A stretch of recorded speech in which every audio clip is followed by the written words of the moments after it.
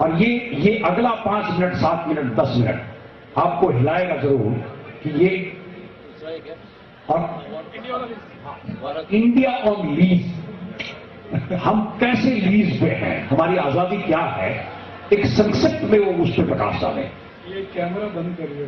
Common commission है हमारे देश की, क्या है कि जो 15 अगस्त 1947 आया तो एक समझौता हुआ पंडित नेहरू और माउंटबेटन के बीच में। वो समझौते का नाम है ट्रांसफर ऑफ पावर एग्रीमेंट, नाम ही है उसका, ट्रांसफर ऑफ पावर एग्रीमेंट। वो एक एग्रीमेंट के नीचे 1500 छोटे छोटे समझौते हुए, शर्तें हैं वो। तो अंग्रेज कह रहे हैं कि ये मानोगे तो हम आजादी देंगे, ये मानोगे तो आजादी देंगे, ये मानोगे तो आजादी देंगे। तो ये आजादी अंग्रेजों द्वारा दी गई है, हमने ली नहीं है। क्योंकि आजादी लेने वाला जो वर्ग था वो 1947 तक खत्म हो चुका था। आजादी लेने वालों का वर्ग था भगत सिंह का, ऊधम सिंह का, चंद्रशेखर आजाद का, अशफाक उल्लाह का, हत्या टोपे का, नाना साहब पेशवा का। ये लोग थे, लोकमान्य तिलक का। ये मानते थे कि हम आजादी लेंगे, लड़कर लेंगे, झगड़ कर लेंगे और अंग्रेजों को मार के बनेंगे। दुर्भाग्य इस देश का यह हुआ कि 1947 तक इनमें से कोई नहीं बचा, ना भगत सिंह, ना ऊधम सिंह, ना चंद्रशेखर, ना कोई। तो फिर जो बचे वो सब मीडियोकर किस्म के थे।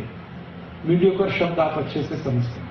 तो इन्होंने अंग्रेजों को भगा के आजादी ली है ऐसा नहीं है। अंग्रेजों ने कुछ दया के साथ और प्रेम और करुणा के साथ आजादी दी है, जिसको वो किसी भी दिन वापस ले सकते हैं। ये है समझौता, जिसको ट्रांसफर ऑफ पावर एग्रीमेंट कहते हैं। इसके सारे डॉक्यूमेंट्स लंदन में हैं, हाउस ऑफ कॉमन्स की लाइब्रेरी में। कुछ हिस्सा उसका मेरे पास भी है, लेकिन पूरा नहीं है।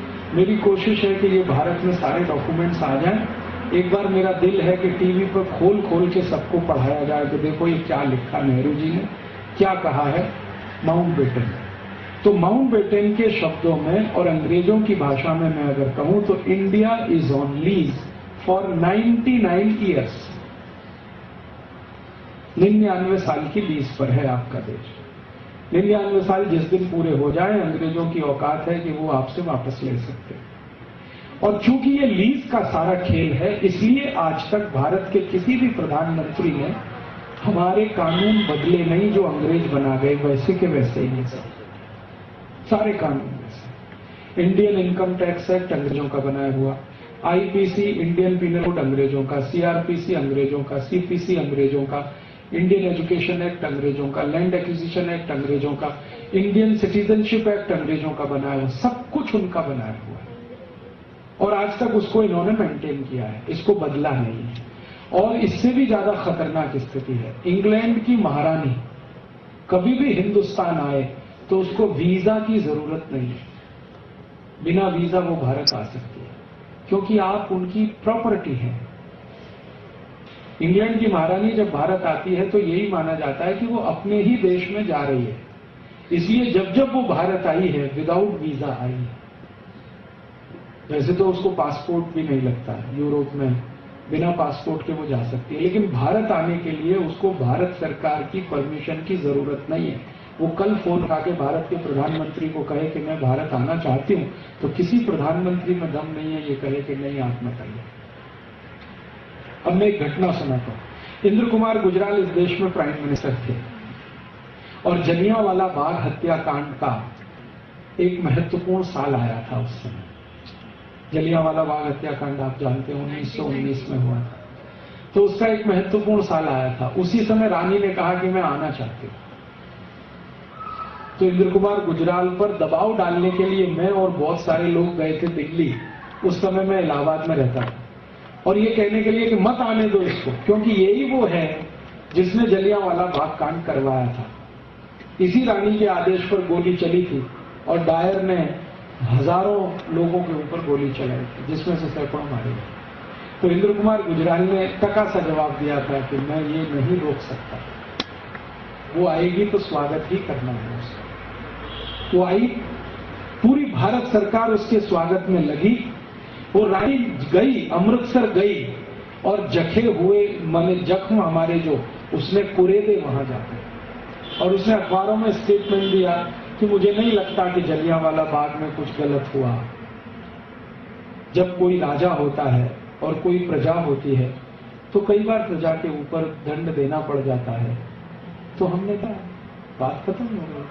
अब आप हमेशा उसको याद करते रहें, ये आपकी प्रॉब्लम है, मेरी नहीं है। ये उसका अमृतसर के पत्रकारों को दिया हुआ बयान था, ये छपा अखबारों में।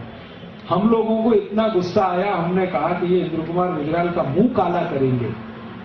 तो पुलिस को भनक लग गई और हम लोग सब अरेस्ट हो गए, वरना हम मुंह काला करने के लिए ही जा रहे थे उसके दिल्ली में, कि ऐसा हरामखोर प्राइम मिनिस्टर है जो देश की इज्जत और सम्मान को दांव पे लगा के बैठा है। अब इंद्र कुमार गुजराल रिटायर हैं, अब हम उनको मिलते हैं कभी भी दिल्ली में, तो वो मुझे कहते हैं कि आप भी प्राइम मिनिस्टर हो जाओगे तो यही करोगे, आप भी कुछ नहीं कर सकते, क्योंकि कानून से हम बने हुए हैं। वो कानून वही है, इंडिया इज ऑन लीव। तो मैं कहता हूं खुल के कहो इसको देश में, तो कहते हैं नहीं कह सकते। क्यों नहीं कह सकते? बगावत हो जाएगी। तो हो जाने दो बगावत, 1857 में हुई थी, और एक बार बगावत हो जाएगी। कम से कम दूध का दूध, पानी का पानी तो हो जाएगा। ये अधकचरे हम लटके हुए तो नहीं रहेंगे। तो उनका इतनी हिम्मत किसमें है आज? ये है। अब हमारे यहां इतनी खराबी है इस लेवल पे कि सुप्रीम कोर्ट का कोई जज, हाई कोर्ट का कोई जज ऐसा कोई फैसला दे जिसका कानून भारत में ना हो, तो हमेशा वो लंदन के फैसले को ही आधार बना के जजमेंट देता है। मान लो कोई फैसला देना है सुप्रीम कोर्ट को, उसका कोई कानून हमारे देश में नहीं है, तो आधार फिर लंदन से मंगाया जाता है कि वहां का कोर्ट क्या कहता है, उसको बेस करके यहां जजमेंट दिए जाते हैं। और इसी कारण कोई भी कोर्ट जजमेंट अंग्रेजी में ही देता है, भले वो गुजरात में चले या केरल में चले। इसका मतलब तो ये हो गया कि अमेरिका से भी हम बड़े झूठ चला रहे हैं कि हम वहां जा रहे हैं। ये नेताओं से पूछने की जरूरत है। 15 अगस्त मनाते हैं, हर साल तिरंगा झंडा फहराते हैं, 26 जनवरी मनाते हैं, बच्चों को कहा जाता है लड्डू खाने को आ जाओ, वो लड्डू ही है, बाकी कुछ नहीं। वो आजादी तो सब कहीं रखी हुई है। क्योंकि एक काम हम ऐसा नहीं कर पाए इस देश में कि अंग्रेजों ने जो हमारे साथ समझौता कर दिया उसको जला के नहीं फेंक पाए 60 साल में। और क्या करेंगे? वो समझौते की कॉपी यहां कुछ है, कुछ लंदन में पड़ी हुई। वो कर देंगे क्लेम किसी दिन, तो आप क्या करेंगे? मान लीजिए अभी उन्होंने क्लेम नहीं किया क्योंकि उनको मालूम है कि उनके देश में जो कुछ वो चाहते हैं वो हो ही रहा है। यहाँ जो कुछ ब्रिटिश चाहते हैं वही तो हो रहा है इस देश में। तो अगर मान लो वो ये तय कर लें आज, क्योंकि उनकी व्हाट यू आर सेइंग कि ब्रिटिश जो जा रहे हैं वो हो रहा है, that is in terms of commerce, value system, all that. What about political उनको लगता है कि भारत को अभी हैंडल कर नहीं सकते क्योंकि फाइनेंशियली बहुत कमजोर है। 1947 में भी भारत उन्होंने छोड़ा तो इसलिए नहीं छोड़ा कि उनके दिल में हमारे प्रति सद्भावना थी, इसलिए छोड़ा कि सेकेंड वर्ल्ड वॉर में इतनी पिटाई हो चुकी थी उनकी कि भारत को साथ रखना उनके लिए संभव नहीं था। हांगकांग का 99 ईयर्स का लीज था, तो वो तो उनको देना पड़ता है। हाँ, तो हमारा भी 99 साल पूरा होगा तब जाके कोई फैसला होगा, तब तक तो ये पर्दा ही पड़ा हुआ। हिंदुस्तान के नेता बात नहीं करना चाहते इस विषय में। हांगकांग का जो बहस डिबेट हुआ था वो 10 साल पहले से चालू है कि कैसे ट्रांसफर ऑफ पावर होगा, चाइना में जाएगा कि उसका इंडिपेंडेंस रहेगा। So all that thing started happening 10 years back before it was handed over. So I mean this is a very big issue what you say.